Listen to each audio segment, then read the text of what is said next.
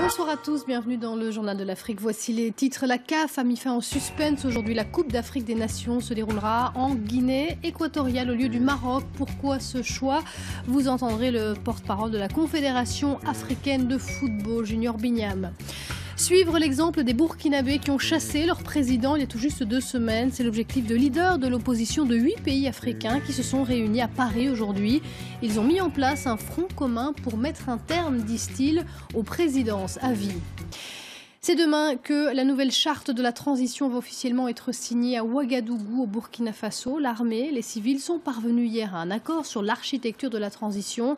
Reste maintenant à savoir qui dirigera cette transition. Des discussions ont été entamées sur ce point délicat ce vendredi. 2 semaines tout juste après la chute de Blaise Compaoré, fort de l'exemple burkinabé, des leaders de l'opposition de 8 pays africains se sont réunis à Paris aujourd'hui pour mettre leurs forces en commun. Bangali Touré et Nicolas Germain les ont rencontrés. Autour de la table des leaders de l'opposition de 8 nations africaines, notamment de pays où le président envisagerait de changer la constitution pour se représenter, comme la RDC ou le Burundi. C'est évidemment le récent soulèvement au Burkina Faso qui leur donne des ailes, comme le précise Mathias Zon du Congo-Brazzaville. C'est une très bonne chose. Et sans tiraillement, les gens sont mis debout pour dire non, nous n'avons pas d'armes, nous vous demandons simplement de partir. Ce qu'on veut, c'est que l'Afrique fonctionne normalement, qu'il y ait une démocratie, qu'il y ait une bonne alternance. Cette plateforme panafricaine espère peser de tout son poids pour influencer la communauté internationale et mettre un terme aux présidences à vie sur le continent. Il était important que les différentes oppositions africaines puissent se connaître.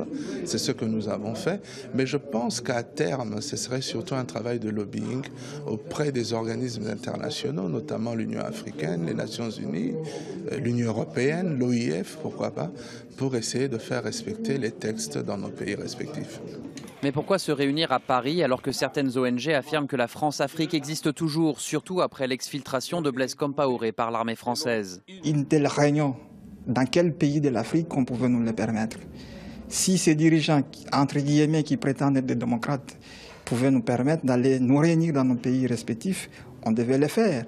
Si même ils empêchent certains opposants de se déplacer, comment on peut tenir une telle réunion dans nos pays respectifs? Ces dirigeants de l'opposition ont promis de se retrouver régulièrement avec un rêve en tête, suivre la voie tracée par le peuple burkinabé.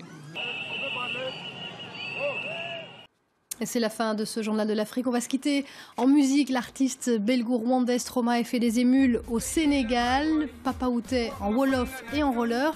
Ça sonne bien, écoutez.